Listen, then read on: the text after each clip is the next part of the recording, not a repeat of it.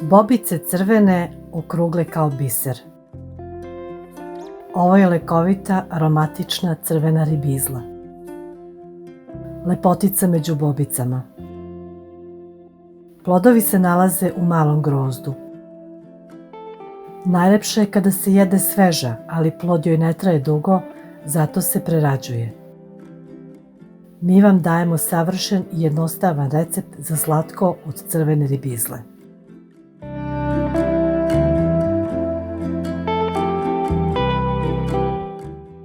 Ribizla očistiti od peteljki i listića.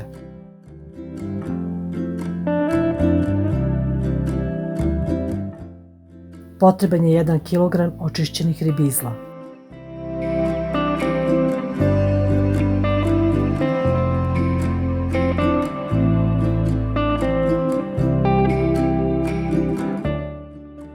Ribizle oprati pod mlazom vode i odcediti ih.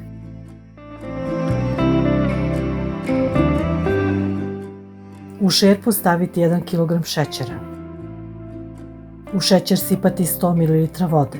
Na prvi pogled deluje da ima premalo vode na količinu šećera, ali tako treba jer su bobice ribizle jako sočne. Staviti šerpu na šporet i neprestano mešati dok se šećer ne otopi. Kad se šećer otopi i proključa, staviti ribizle.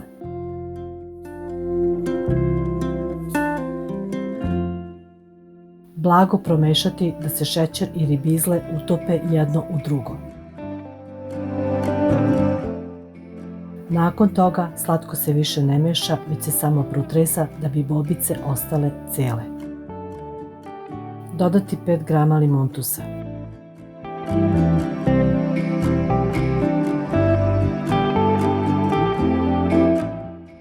Slatko kuvati 30 minuta na laganoj vatri.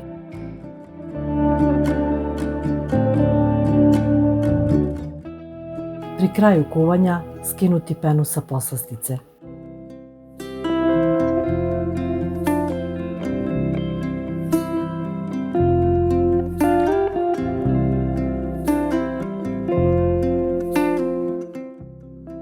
Skloniti sa šporeta, prekriti mokrom krpom i ostaviti da se ohladi.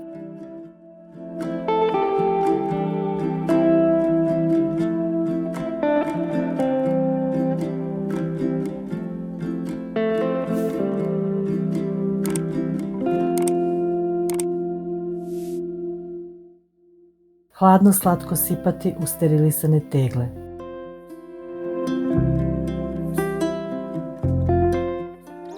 Dobili smo poslasticu savršene teksture, savršene boje i savršenog ukusa.